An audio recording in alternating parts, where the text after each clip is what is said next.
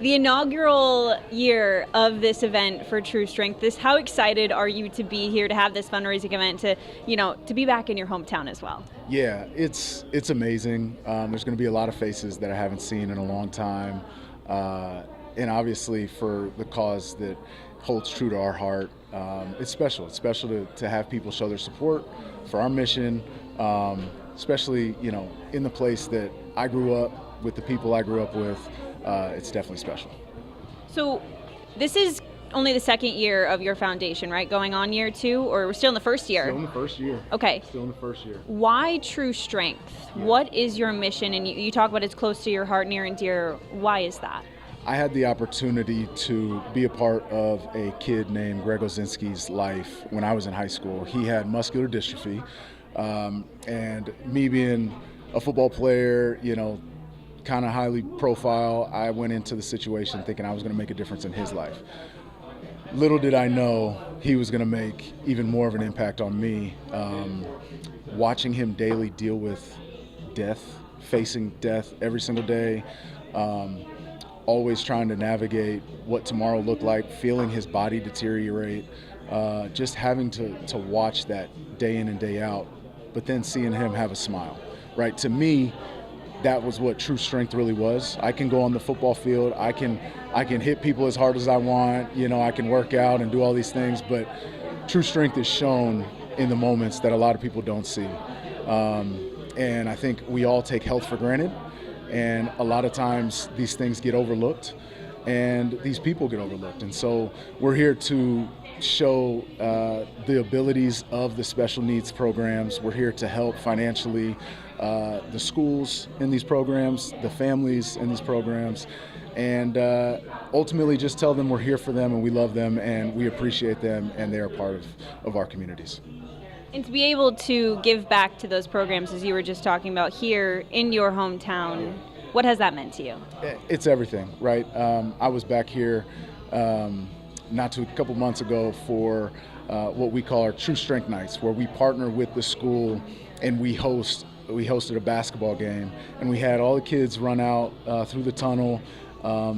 We partnered with the student body, and they were able to connect with some kids that they probably wouldn't have the opportunity to connect with, and just create this culture of inclusiveness between the student body and the special needs program. And it's special to see in my high school, because when I was in high school, there was this awkwardness, and it just created this culture of inclusiveness. So it's special. It's special to see. We'll have some of my old high school teammates who are a part of our situation with Greg, and people who have moved on to other high schools and to other places that are coming to support. So it's been amazing. So we just talked about you're still only in year one, and it feels like you've already made an impact. But what do you envision for the future of True Strength? Yeah. Ultimately, I think this message in our day and age, everybody is affected by it. If not directly, then they're one person away from somebody that they know with special needs, somebody that is dealing with health issues, maybe just got diagnosed with something. And so for me, my vision is just to grow this, right? Naturally, I think we all feel and understand that we take these things for granted daily, and we want to be the difference and be the help. So like I said, I'm here back home. Cincinnati is home. I play in Cleveland, right? Cleveland, that community has welcomed me in. I live in Austin. Austin has welcomed me in. And so I see this spreading and growing as much as we're capable of doing. But I just want to impact people's lives, and I want to show and spread the love, that ultimately we all want to feel, and I've felt my entire life.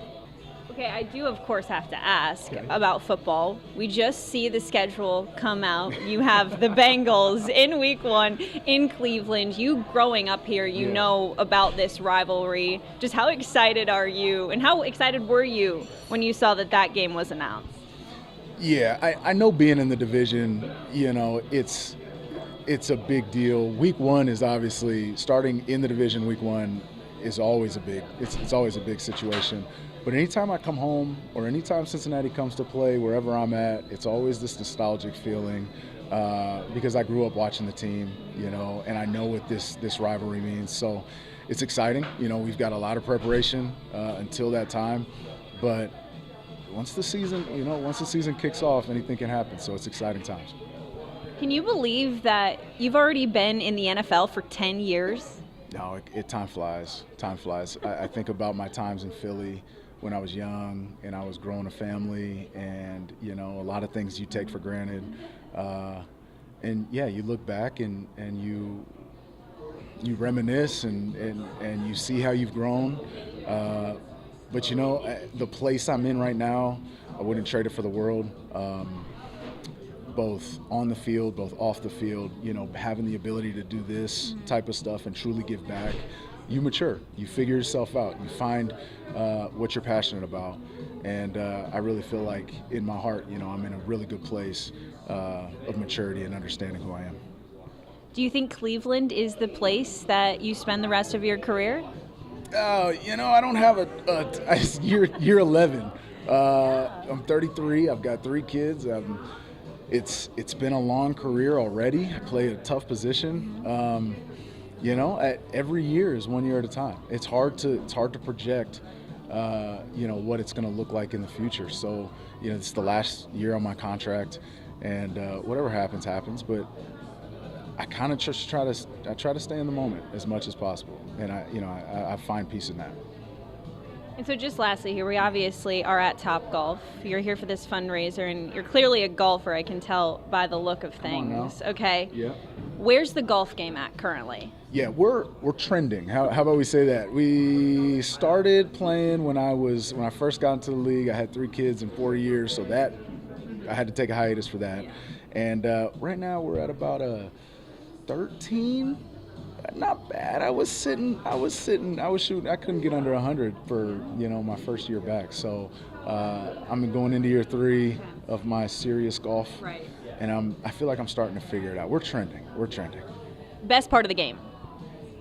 Best part of the game, the mental aspect. Oh. Yeah. Okay. The mental aspect of the challenge of analyzing each shot as its own, resetting, having to reset. You might put that thing in the sand, but you better reset. You better stay calm, stay focused. Like the mental aspect of having to stay level, stay poised, no matter what happens, and analyze the shot for what it is. And once it comes off the club, you can't control it. Right? It's moving on to the next. Like to me, that is kind of what I've learned in football, and I think that is probably, you know, one of the biggest challenges of life as well. I love the way it can correlate to life. I think that's one of the biggest challenges in the game of golf as well. So for you, and I think you just being a professional athlete, as you said, kind of helps to play into that. Okay, but I did overhear that you're going to be taking part in a long drive contest, correct? Yes. Do we think that you actually have a chance to win? That, you know, I don't know the golf game of the people here. I do have a buddy here who is about 6'6" and long levered, and I know if he strikes it well, he can get a hold of it. But I think I got a pretty good chance of striking a ball pretty far. Yeah, I think I can do it.